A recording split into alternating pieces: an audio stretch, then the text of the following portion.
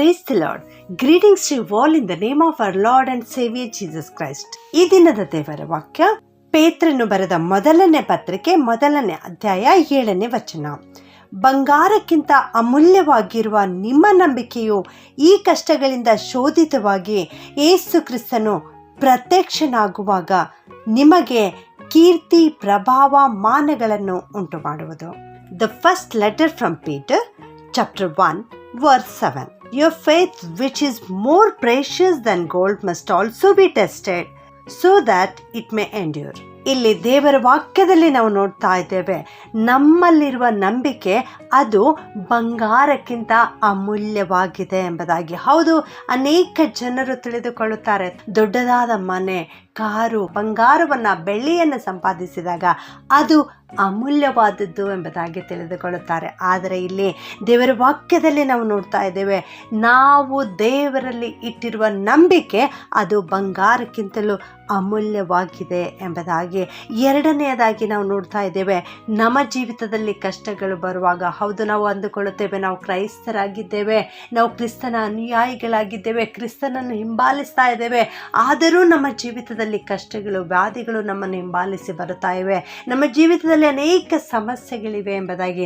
ಆದರೆ ಪ್ರತಿಯೊಬ್ಬೊಬ್ಬರಿಗೆ ಕಷ್ಟಗಳು ಇದ್ದೇ ಇರುತ್ತವೆ. ಆದರೆ ಇಲ್ಲಿ ದೇವರ ವಾಕ್ಯದಲ್ಲಿ ನಾವು ನೋಡ್ತಾ ಇದ್ದೇವೆ, ಈ ಕಷ್ಟಗಳಿಂದ ನೀವು ಶೋಧಿತರಾಗುವಾಗ, ಕಷ್ಟಗಳು ಬಂದಾಗ ಇದು ನಮ್ಮ ಶೋಧನೆಯ ಹಾದಿ ಎಂಬುದಾಗಿ ನೀವು ತಿಳಿದುಕೊಳ್ಳಬೇಕು.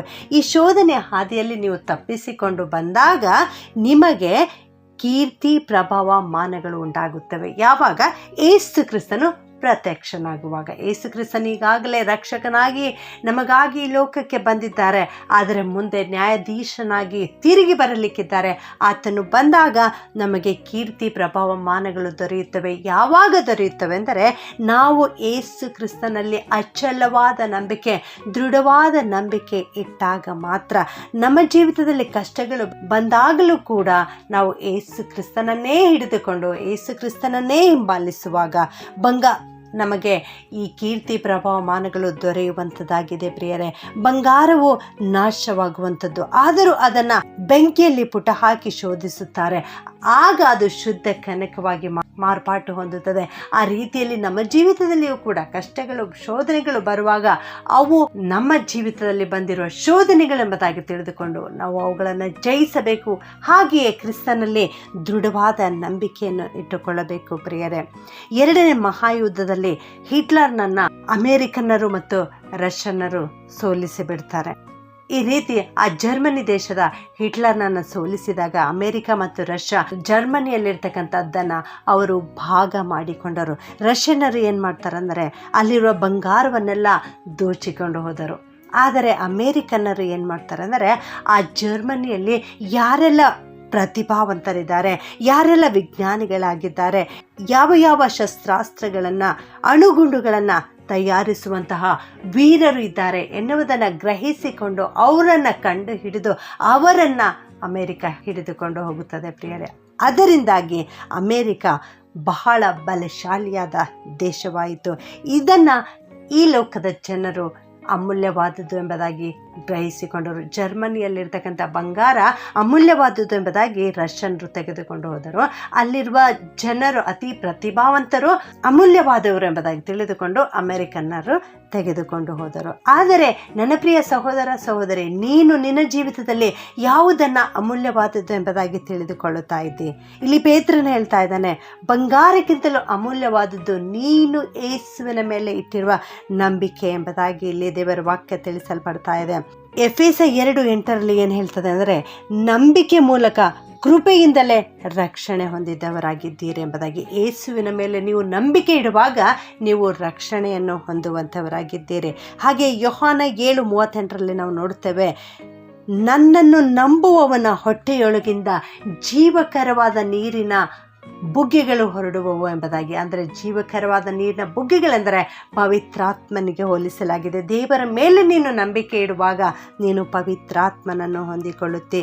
ನಂಬಿ ದೀಕ್ಷಾಸ್ನಾನ ಮಾಡಿಸಿಕೊಳ್ಳುವಾಗ ನೀನು ರಕ್ಷಣೆ ಹೊಂದುತ್ತಿ. ಹೌದು ನನ್ನ ಪ್ರಿಯ ದೇವಜನರೇ, ನೀನು ದೇವರ ಮೇಲೆ ನಂಬಿಕೆ ಇಡಬೇಕು. ದೇವರ ವಾಕ್ಯಗಳನ್ನು ನೀನು ನಂಬಬೇಕು.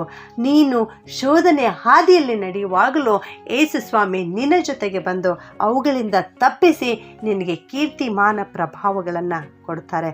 ಹುಟ್ಟುಕುಂಟನಿಗೆ ಪೇತ್ರನು ಗುಣಪಡಿಸಿದ್ದನ್ನು ಅಪೊಸ್ತಲರ ಕೃತ್ಯ 3:16 ನಾವು ನೋಡ್ತೇವೆ.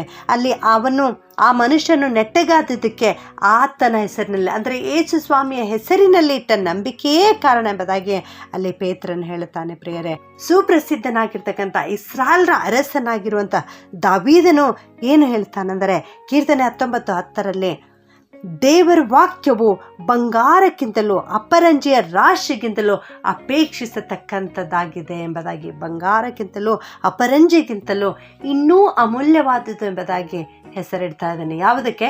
ದೇವರ ವಾಕ್ಯಕ್ಕೆ. ಹೌದು ನನ್ನ ಪ್ರಿಯ ಸಹೋದರ ಸಹೋದರಿ, ನೀನೂ ಕೂಡ ದೇವರ ವಾಕ್ಯ ಅಮೂಲ್ಯವಾದದ್ದು ಎಂಬುದಾಗಿ ಗ್ರಹಿಸಿಕೋ. ದೇವರ ವಾಕ್ಯವನ್ನು ಓದು, ಪ್ರತಿನಿತ್ಯ ಪ್ರಾರ್ಥನೆ ಮಾಡು, ಅವುಗಳನ್ನು ಧ್ಯಾನಿಸು.